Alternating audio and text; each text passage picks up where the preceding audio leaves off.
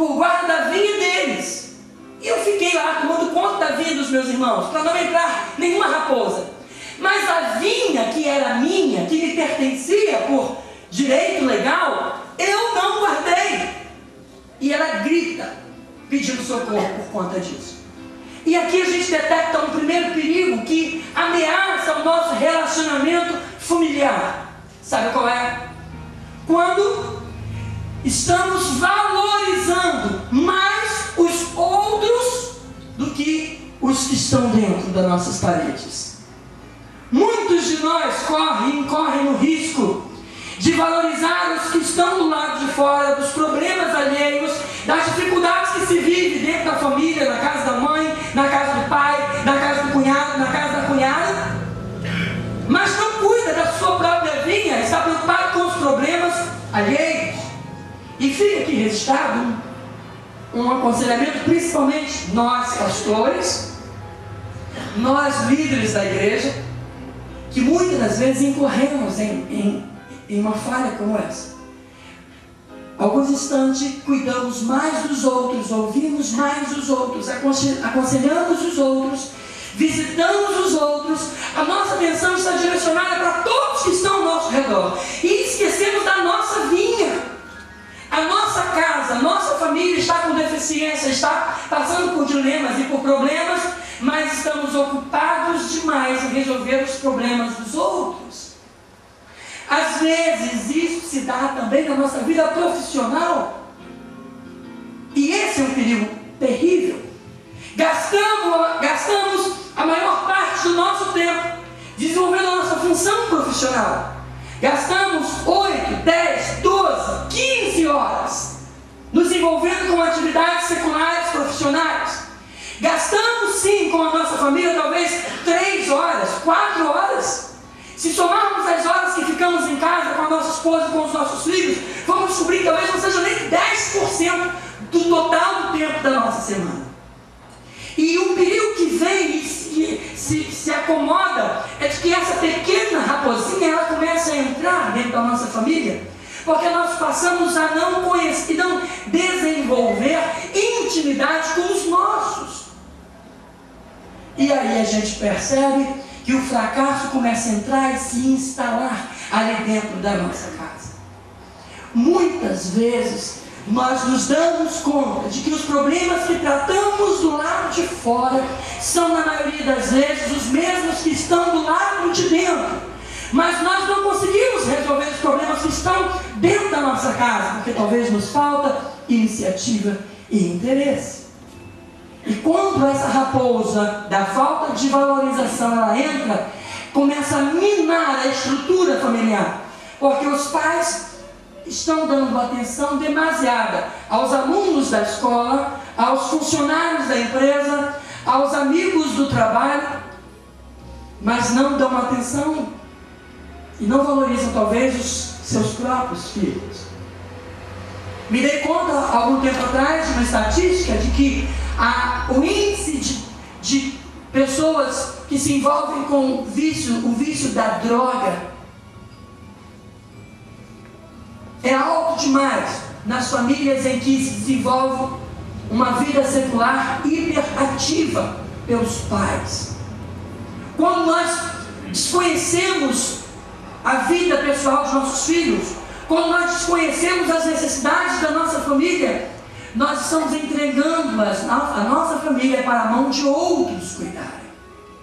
E esse perigo é um perigo que nos assola a todos e precisamos estar atentos, porque a nossa vinha está em flor, e se a raposa entra ali, ela vai arrancar a flor que a gente chamou hoje de amor.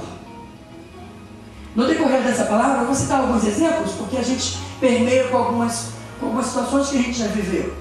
Algum tempo atrás, uma pessoa me procurou desesperada, porque a sua esposa não já cuidava também dos seus filhos e dele próprio, porque havia uma preocupação tremenda na vida daquela mulher. Ela saía cedo pela manhã para cuidar dos outros. Ela saía muito cedo para atender as pessoas, para aconselhar as pessoas.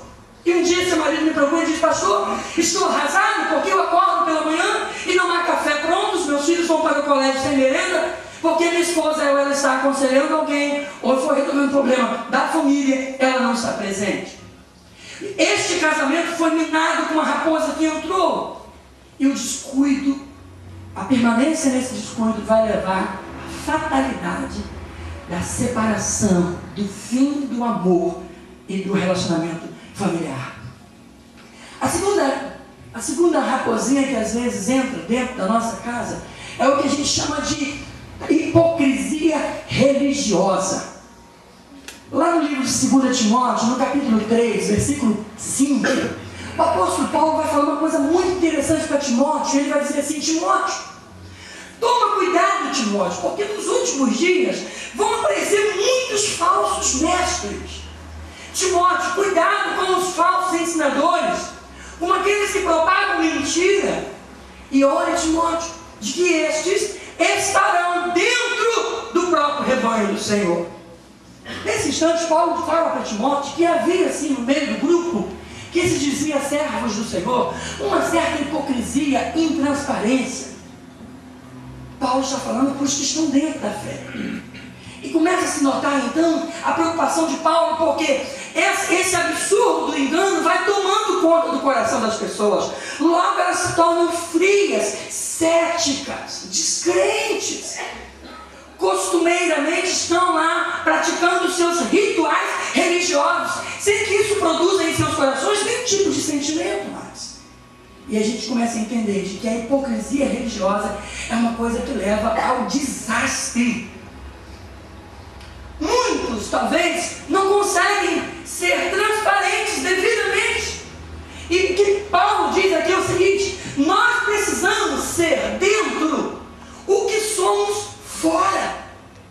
Precisamos ser do lado de fora o que somos dentro.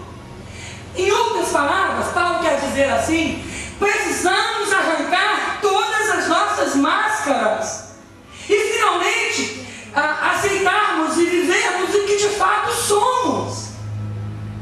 Porque se eu sou uma coisa dentro da minha casa com a minha família, mas na igreja eu sou outro, no trabalho eu sou outro, quem sou de fato?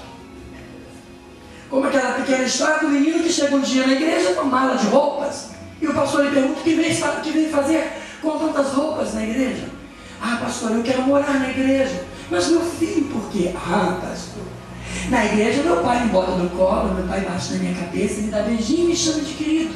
Agora lá em casa, pastor, você não pode imaginar o que acontece. É de diabo para lá, de infeliz para lá, de derrotado para lá. Quero morar na igreja, porque o pai da igreja me agrada, o pai de casa é profundamente decepcionante. Quando nós não conseguimos ser verdadeiros onde estamos, isso significa que eu preciso desenvolver dentro do meu coração um caráter verdadeiro que me dignifica diante dos homens e diante de Deus. Eu preciso arrancar todas as máscaras que ainda estão sobre o meu rosto e que me faz talvez ser muito agradável lá fora, mas dentro da minha casa eu sou indesejável. Como aquela história de Naamã, daquele homem que era chefe do exército. Naamã era um homem recomendável, um homem invejável. Quando Naamã andava pelas ruas da cidade sobre o seu alto cavalo, por causa do seu alto posto, ele era o braço direito do rei. E todos, ao olharem para Naamã, pensavam: quer ser como ele. As crianças, talvez no meio da brincadeira, queriam ser Naamã porque era um herói de guerra, vencia todos do exército lhe admiravam, lhe prestavam continência, porque ele era um homem valoroso. E do lado de fora, nas ruas, no palácio, Naamã era um homem considerável invejável. Mas quando Naamã chegava dentro de casa e Naamã tirava sua roupa, o que ele era? Leproso.